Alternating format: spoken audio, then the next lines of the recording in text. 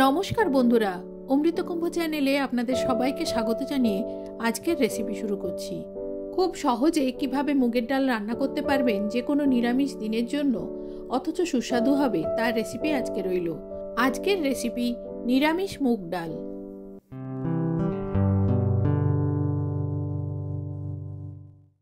ডাল রান্নার জন্য প্রথমে মুগ ডাল নিয়েছি। শুকনো কড়ায় ডালটাকে আমি ড্রাই রোস্ট করে রাখি, তাই রান্নার আগে আর ড্রাই রোস্ট করছি না।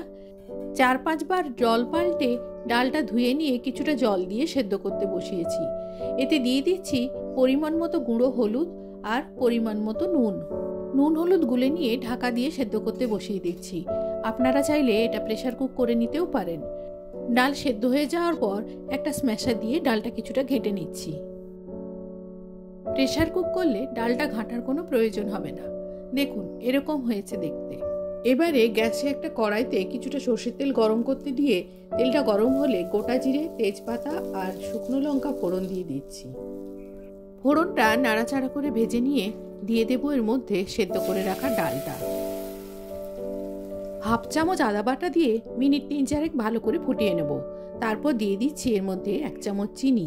ভালো করে চিনিটা গুলে নিয়ে 1 চামচ ঘি দিয়ে ভালো করে মিশিয়ে নিলাম। তৈরি হয়ে গেল নিরামিষ দিনের খুব সাধারণ একটা মুগের ডাল। এই ডাল ধনেপাতা, কাঁচা লঙ্কা দিয়েও পরিবেশন করা যায়। আজ এই পর্যন্ত। সবাই ভালো থাকবেন। ধন্যবাদ।